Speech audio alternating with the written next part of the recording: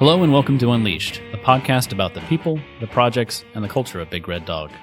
Each episode we sit down with a team member to discuss what they're doing on a daily basis to chase their passions, help our clients become successful, and make the engineering business cool. I'm Sean Terrio-Smith, your co-host, along with Kelly Dakin. Kelly, I'm just glad to see you on this nice summer day. What's up, Sean? Good to see you too, man. Good. Well, I'm excited to get this show on the road. It's well into summer here, and everything's bright and shiny outside, and I'm looking forward to this conversation. Let's go. Welcome back, folks. We've got a great episode here in store for you. This time we're in Austin, talking to Russell Yeager, our Director of Civil Engineering Services, previously Commercial Services. And now Russell is our Head of Civil Land Development Services for the entire firm, and manages a significant portion of the work that we do here at Big Red Dog. Russell is based out of San Antonio, but is a native Austin resident, and has come to visit us and talk about what it's like to run such a large portion of a professional services firm. Russell, welcome to the show. Good to see you guys. Thanks for having me. No, we're glad to have you here. So real quick, right off the bat, I guess, you have a lot of folks under your umbrella. There's a lot of things moving back and forth. What's it like on a daily basis just to manage such a significant portion of the company here? Well, one of the things I really love about it is that every day is absolutely different. When we're working with about 70 people, I don't always know if I'm going to be working with a client or internal staff, or possibly a specific project. I love the variability of the job. Obviously, there's a lot of responsibility in that position, and I try and take it very seriously, and I try and put a lot of time in to make sure that we're paying attention to all 70 people and our clients when we make decisions. One of the things I love about it, though, is that you get a chance to kind of write your own destiny. And at Big Red Dog, that's a big part of our culture. And being in the position that I'm in, I feel like I get a chance to not just write my own, but help other people write theirs. And that's a big part of kind of why I love what I'm doing as a director. Great. Yeah. I mean, I always tend to forget that you're based out of San Antonio because I see you so often in every other office, it seems. So you're kind of all over the place. I know that's great for being able to manage 70 plus folks probably, and getting a chance to know everybody on a personal level, seeing the inner workings of each office. Yeah, I mean, I think it's really important to get FaceTime. Obviously in an age where we can get on the phone or on a conference call really easily, I think that people shortchange the opportunity to build relationships in person. There's just nothing like being able to spend 30 minutes or an hour with somebody and getting to know them in person. I've found that, trying to create a relationship over some sort of technological medium, you just miss so much. It's hard to get to know all 70 people as well as I'd like, but I try as hard as I can. Anytime I'm traveling, I try and get there early and grab a breakfast. In fact, here in Austin this morning, had a breakfast with one of our team members. Really enjoyed just kind of getting to know them. Hadn't really had much conversation with them, but it would have taken me probably hundreds of emails to gain the type of insight that I got out of a 1 hour breakfast. So people may feel like it's inefficient, but I actually think the opposite. The amount of information you can gain out of that face-to-face conversation is so much more than what would take hours of other kind of communication. Yeah, definitely. I think that speaks to the culture we have here, the amount of access that each employee, even production staff has to the senior leadership. It makes a huge difference in terms of understanding the firm as like an organic object. This level of depth of story and narrative that's tucked away in each team. I think it's important for all levels of leadership and folks to talk to each other and have those conversations. You don't see that too often at other firms, especially firms with multiple geographic locations. Just don't have the opportunity to get around as much. But it seems that y'all take the opportunity and make an intentional choice to go around and talk to these people. So what's some of the conversations or comments or questions that you ask some of these folks that you meet when you visit each office, the folks that are underneath your teams? Yeah, so obviously it depends on kind of what level I'm communicating with. My goal is I'd really like to stay in touch with all the different levels that I have access to. A big part of my management style, I'd say, is that if I can work with the newest person at Big Red Dog whether that's a, brand new graduate EIT or somebody starting off their first day, and we can set them on a good foundation and set them on the right path. And I can understand their perspectives coming in. If we can help that person be successful, it's going to kind of translate to everybody being successful. And so I try as hard as I can when I meet with, whether it's new staff or whether it's one of our younger engineers, to really pick their brain about why did you come to Big Red Dog? What was it that attracted you here? And then secondly, what is it that you're looking to get out of your career? Why is it that this was more attractive than maybe somewhere else? And how can we continue to make sure that those aspects of our firm are brought to the forefront, not just in recruiting, but also in making sure that those people have a maturation in their career inside of our firm. I think a lot of people that come, whether they come to Big Red Dog or somewhere else, what they're looking for is an opportunity to match up their, a lot of people call it work-life balance or whatever, but they're trying to match up their life with a company that can help them live that life. And if you miss out on what type of lives people are trying to live, it's hard to lead them if you don't know where they're trying to go. So I ask a lot of questions about that, about where people are trying to go. I want to get to know them and their family. Those type of things impact how they work much more, I think, than a lot of people realize. So I spend as much time as I can talking about them. I will say that usually there's a lot of questions thrown at me too in those meetings, which is great. I always appreciate trying to make sure that people understand not just what decisions we're making, but why we're making them. That's not always clear from an email or maybe a memo. And so to get an opportunity to hear what the questions are that people are getting, one, helps me be more effective when I send those memos out in the future, but also helps me make sure I clear up any confusion or questions. And that's a lot of times the start of the conversation is somebody reached out to me and said, "Hey, I don't understand why this is happening." And my intent as soon as they ask that question is, when can I grab coffee with you? Right? Because I don't want to then send an email back and immediately misrepresent what we're having this conversation about. So that's usually the start of it. And then I use that as a springboard to try and learn more about that person and what they're doing and why. Great. No, yeah, I think that ensuring cultural alignment, and making sure that message is getting communicated is key. The fact that you take the time to, they're willing to personalize that kind of conversation, speaks a lot to, how we communicate here at the company. Not just within your division, but across the firm altogether. With that sort of aspect, do you feel there are certain challenges that come up when it comes to trying to communicate the culture of the firm, to communicate the direction, the strategic direction to some of the production staff? What are some of the, maybe not specifics, but things that are kind of overarching themes that come along when you're having those talks with folks? Yeah, I'd say the number one thing that comes up in our conversations is some version of balancing the financial or numerical goals of a firm with the people goals of a firm, which I'd say is probably my number one job, is how do you balance the ability of a firm to be financially stable and financially effective while also giving people the most opportunity. And I think what I always try and explain to people is, at some point you're going to want to be promoted and get a raise. And the best way I can give you that is to help our company be successful financially, which means we have the tools to do that for you. Now, that's not maybe someone's only goal, but that balance of taking numbers, which are kind of inherently impersonal, and people's lives, which are often diametrically opposed to that, and how do we kind of build a bridge between those two things so that we're not just looking at one or the other. Most of my job tends to be, how do I blend those things? And a lot of the questions come up with essentially, are you blending them right? Whether that's, hey, I don't feel like our bonus program is successfully incentivizing the right things. That's, I've talked about that with people. I get a lot of feedback on not just the bonus program, but obviously compensation or goal setting. And so my intent is, well, here's how we set that goal. So let's start there and make sure people understand that. And then the next one is, how can we make that better, right? So why is it that this is ineffective for you or not working?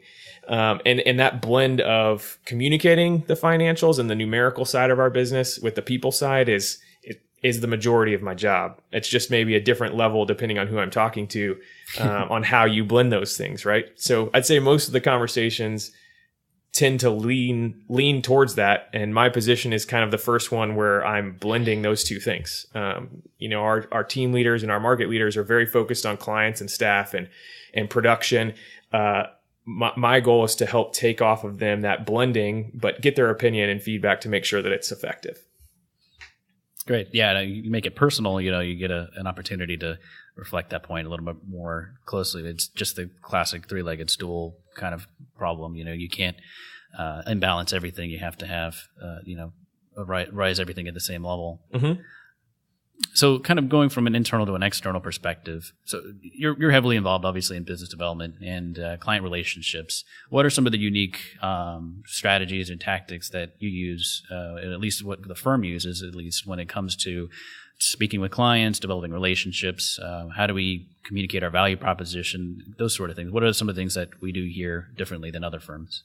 Well, I don't want to give away any trade secrets here, Sean. So no, I think that I don't know that we do anything that's very complicated. I don't want to sound like an old football coach or anything, but I think we just try and stick to the basics and be really good at it. Client relationships are really about trust and building that trust. And so I think making sure that we teach our team members that every opportunity that they touch a client is an opportunity to either gain or lose trust, right? So if you're communicating a deadline and you say, hey, it's going to be Tuesday, then it better be Monday or Tuesday, right? So, and if it's as simple as an email where you're going to make a meeting, be on time, be early slightly, make sure that you spend the time to create that trust. And every opportunity and interaction between you and that client is that opportunity to create trust. And I think that's a big part of what we try and talk about and build into our teams. And I think, obviously our value proposition is clear. It's on our website. We talk about it a lot, but a lot of it goes back to, clear and transparent billing practices is about building trust, right? Effective communication is about, at some level, building trust. Quality plans, you're building trust when it all comes down to it. So I think the biggest thing that I try and work with people on is one, use your time with the client to build that trust. And two is care about what you're doing. If you can do those two things, you set yourself apart in the engineering world. I know for me, I can't tell you how many times I've won a project where the client called me back and said, I don't even really know why I'm picking you, but you guys just cared about my project. Like, you were excited, you were interested. You didn't just tell me, hey, here's where to attach your sewer line and let's move on. You asked me questions and you cared about why we were doing what we were doing, not just what. And, it's surprising, but a lot of people in our industry, whether they have gotten burned out on the excitement of the real estate development process, or maybe they just do this for a different reason. I know for me, I got into it because I love land development. I love seeing a raw piece of land turn into something, or an old building turn into something new.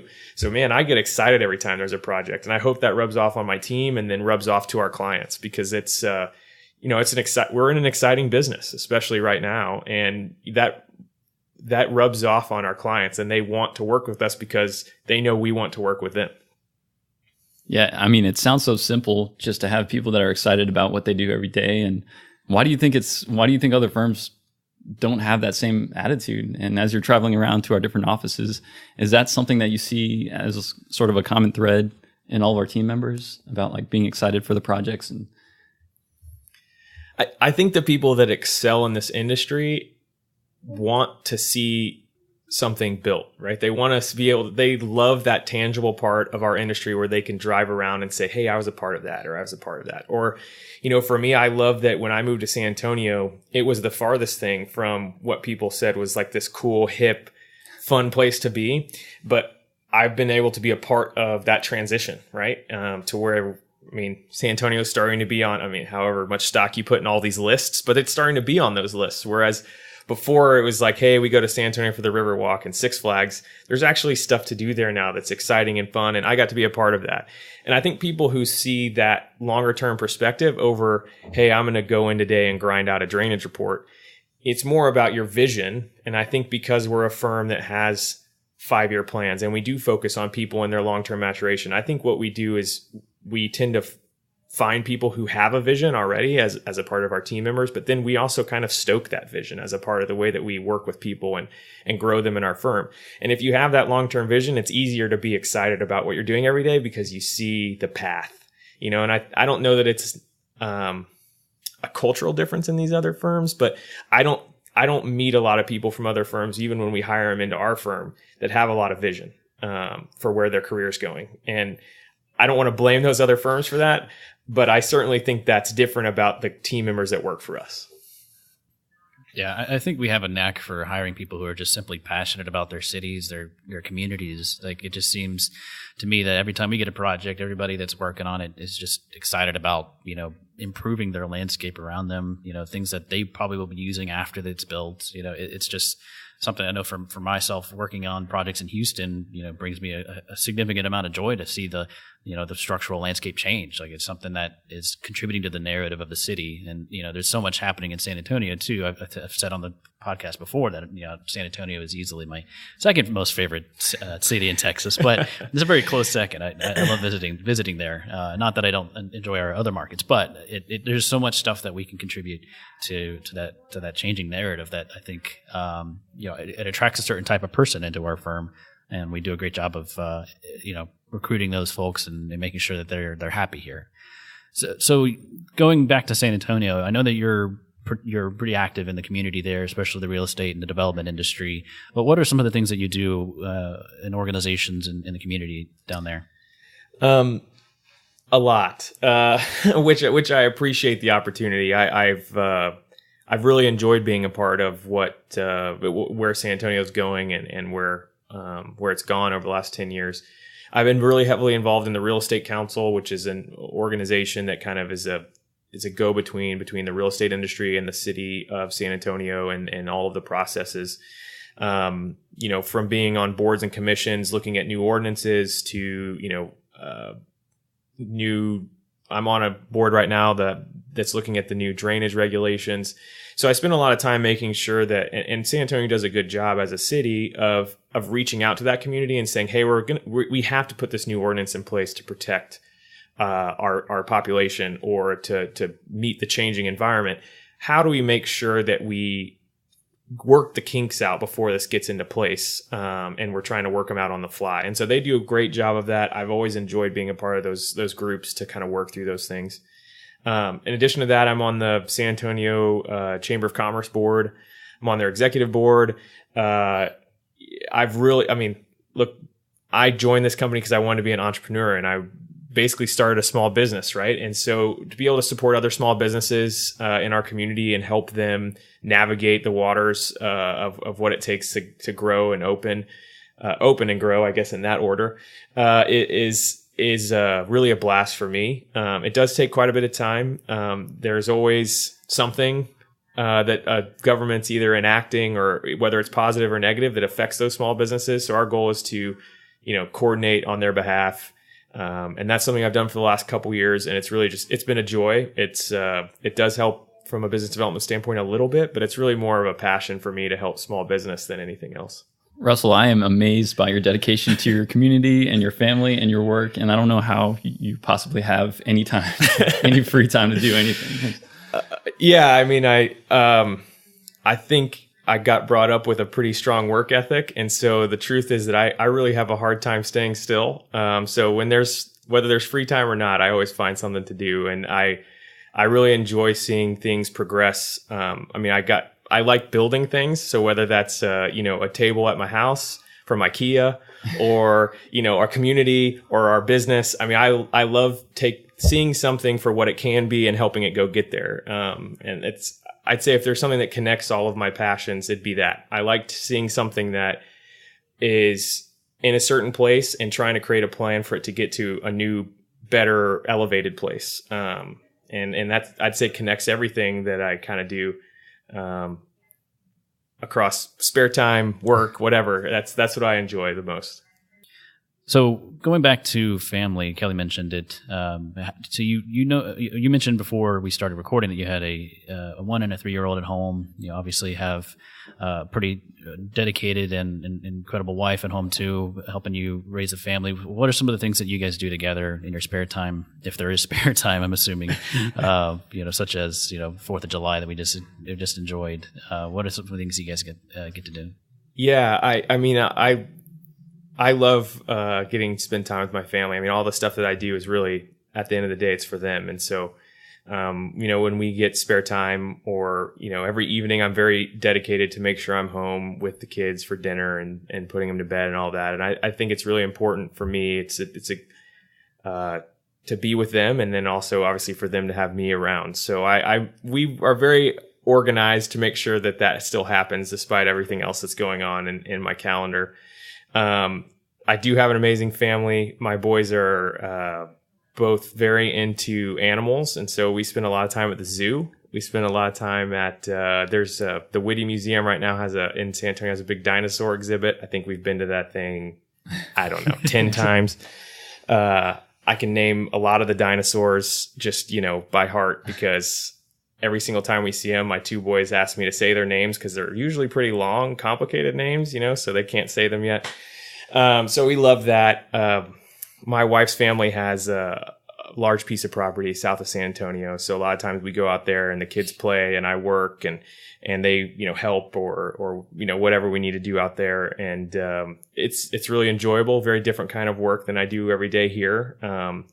Doesn't take a lot of thought to build a fence, but takes a lot of physical energy. So it's a good release to kind of balance out some other things. And obviously my boys love just being outside and running around. And there's lots of, got cows and chickens and pigs and goats and turkeys and all kinds of other stuff. And so they just love, chasing things around that are always much faster than them. And it's a blessing to have a place like that to kind of go be relaxed. So those are the things that we really enjoy doing. And then obviously just spending time with my wife when we get some time alone, which between a couple kids and both of our workloads, it's not often, but we try and make sure to spend some time together and get away from time to time. Great. So I guess, that sort of dedication to work-life balance, it's pretty common across other folks in the company as well. So it's good to see that, you're living it as well as espousing it or trying to preach it as well. So So I guess getting more into your background, did you always know that you were going to do civil engineering? Is that something that you kind of came out of school getting right into land development, that you were like, this is what I want to do? And you've clearly dedicated your life to it now, but previously out of college, what was your choices? What were your paths there? As early as my sophomore year in high school, I knew I wanted to be in this business. I wanted to be around construction and building. I didn't really necessarily know what part of it at the time. I just knew I loved the idea of being a part of seeing something get built, seeing something grow. I actually went into college at the University of Texas in the architecture program. It took me all of one class to realize I was not very artistic. And I was much more technical, much more numbers driven than my architecture brethren and sisters there at the university. So I switched into architectural engineering at the time, thinking it was kind of a good mix for me, which was in the civil engineering department at the University of Texas, and eventually switched into full civil engineering just over the 4 years. I think coming out of school, I always knew that I really had 2 goals. One was I wanted to eventually be a part of owning a firm, because I felt like there was a lot of stuff that we could do differently from the firm that I was in, that would have helped us be successful. And then the other thing I wanted to do is be able to touch big market changing projects. I wanted to do something that not necessarily put my name on it, but to say this legitimately changed San Antonio or change this neighborhood. And part of that's inherent in our career choice, that we get to change neighborhoods and change communities. But I mean, getting a chance to touch some of the biggest projects in a community where you legitimately take the time and have the right client that takes the time to think about the impact that their project's going to make, and then you maximize it. I mean, that is one of my favorite things to this day. I still stay involved in projects to that point because I just love that process of working with the neighborhoods and a client and the city to get a project to the point that everyone goes, this is an awesome opportunity. Right. It sounds like you're very excited about these big like game-changing projects around the city. Are there any big projects that you can talk about that are kind of in that vein of changing a neighborhood, changing a city?